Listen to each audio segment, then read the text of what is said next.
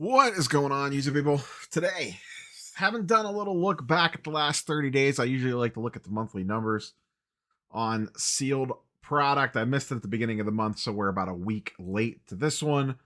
So, we're going to go ahead and dive in and look at how sealed product has been performing over the last month.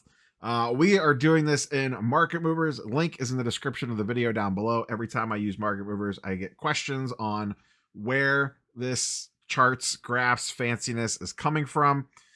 It pulls sales data from eBay and a number of other platforms. It does not pull TCG Player, but they usually sync up close enough. This presents way better. So there is a general theme here. Sword and Shield continues to perform very well. Scarlet and Violet is a little rocky. Prismatic Evolutions is getting hammered left, right, and center. Let's go ahead and dive in and take a look. First up, Sword and Shield. We'll start at the top and work our way down to the bottom.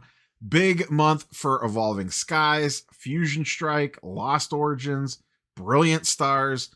All these sets saw massive increases. And this is what you see when a set is out of print. Now, this is obviously way more aggressive than you typically would, because we are in the most insane bull market of all time when it comes around sealed Pokemon. But those sets are outperforming a lot of the others. Then the next grouping that we have here is Chilling Reign, Astral Radiance, Rebel Clash, Silver Tempest, and then down towards the bottom, the Vivid Voltage, Darkness Ablaze, and Battle Styles all hanging around 200 or so a box. With some of those very slightly starting to creep back up again. Battle Styles is actually down slightly. This box, Vivid Voltage and Darkness Ablaze, have been floating around 200 for quite a while now. So we'll see if this little breakout by Vivid and Darkness Blaze continues or not. Fusion Strike was probably one of the crazier ones of the last 2 months, as it saw a huge level up and actually kind of spurred the entire Sword and Shield era going absolutely crazy. We'll look at specialty sets in a second at ETBs on its own slide. Just wanted to focus on booster boxes here. These ones are tricky. You know, should you run out and buy these at already inflated prices? I have no idea. I don't know the future. I don't have a crystal ball. But it does feel like a lot of the easy money has been missed. If you have not bought in already. I mean, maybe they double, triple again over the next couple of years. Who knows? We are kind of in uncharted territory with all this stuff. Let's take a quick peek over at Scarlet and Violet. This is obviously an interesting one. There's a lot of factors to be considered here. All these products are still in print, so the volatility on these is quite a bit more. Just because something looks like it's going to the moon at any given time, if they so choose, Pokemon Center could dump a ton of product onto the market for any of these sets over the next few years, few months for some of the older ones. But you do have to keep that in mind, that none of these products are air quote technically safe, at least from short-term disruptions.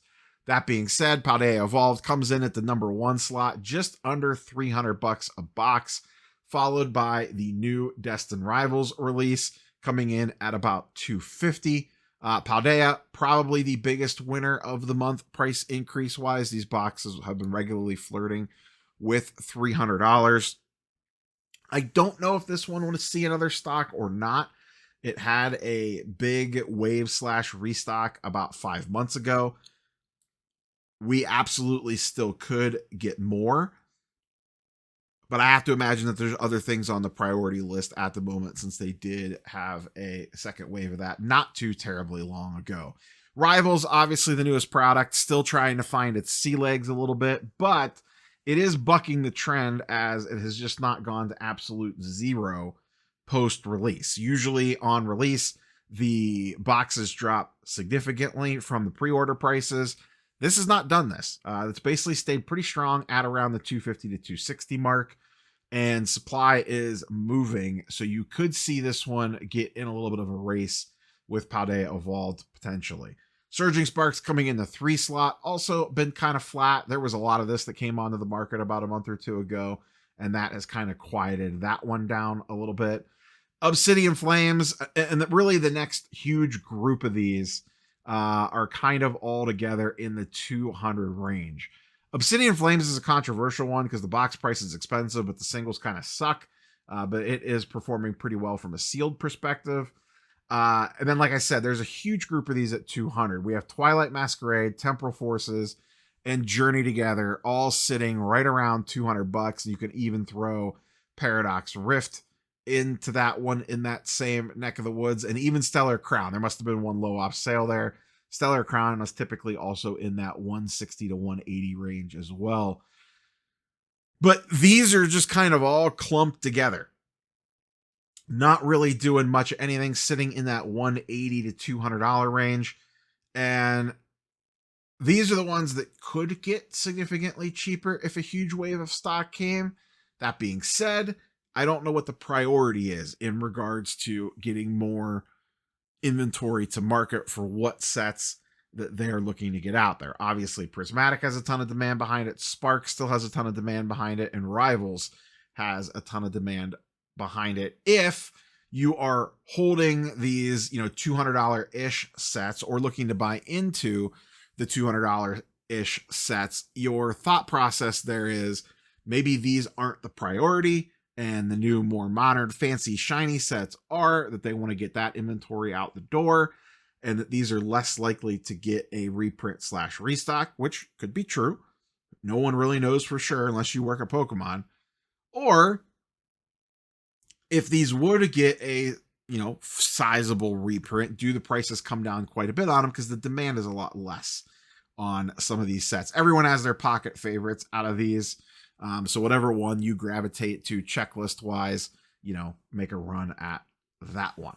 On the specialty sets, focusing specifically on Crown Zenith 151 and Prismatic, 151 ETBs, Pokemon's, the first three that you see there are Pokemon Center ETBs. The 151 and Crown Zenith have performed extremely well, up about 20%. The Prismatic, this is probably your window to buy Prismatic Pokemon Center ETBs if you want them. If we kind of look at this over the last 90 days, these things were regularly doing $300+. Then that second wave / reprint, whatever you want to call it, came out and tanked the price down into the 240s. It's been slowly creeping up. It's flirting with the 250s, 260s. You can still see them around the 240s here and there. But this right here has been your window. If you're saying, oh, I missed the boat on these, this right here, it's just screaming at you saying, come buy me. Because there probably should not be any more of these coming to market. Now, obviously there could be, but that would be, of the things to happen, that would be lowest on the list in my opinion. But you can see these things were performing quite well for a long period of time. And then that reprint took the wind out of the sails.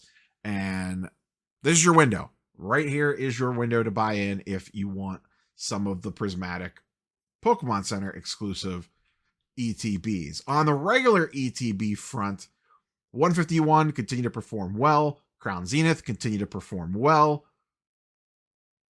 And then Prismatic slowly continuing to lose steam, partially because a lot of this stuff is still coming to market. This is over the last 90 days. These things were regularly in the 130s, 140s, and have dipped all the way down, basically flirting with the $100 price point. And I do want to note, the last 48 hours or so, the Costco bundles have been popping like crazy for Prismatic, and that is 2 ETBs and 2 booster bundles. So you're about to see even more supply hit the market. These things could easily drop below $100. And once again, probably over the next couple of weeks, if you have not gotten in any Prismatic sealed positions yet, this is probably going to be a decent window to buy in with all this new inventory hitting the marketplace, and is probably going to put downward pressure on things. So keep that in mind if you are lacking on inventory for Prismatic. This is the time that you buy this stuff, forget about it for a while, and let the market do its thing. There might be some days you look at your spreadsheet and you're in the red, 5%, 10%, even 15, maybe even 20%. And that's okay. Back in the day, a lot of my Sword and Shield stuff, a lot of these boxes right here that I had bought at, 80 or at 90, $95 a box. Maybe I had to pay up for them a little bit. Dip down into the 80s, and I would look at my spreadsheet and be like, what am I doing? I spent all this money on this stuff. It's just sitting there collecting dust, and it's not gaining any value at all. That's the way how this stuff typically worked. It's been broken in the last 6 months or so in regards to how prices have moved. But sitting here now, I'm glad that I didn't fret over those little 5 and 10% dips and just kind of kept stashing stuff, because it is now paid off sitting here today. That is all I got for you, boys and girls. Just a quick little monthly market update. As always, curious for your thoughts and comments down below. We will catch you on the next one. Peace.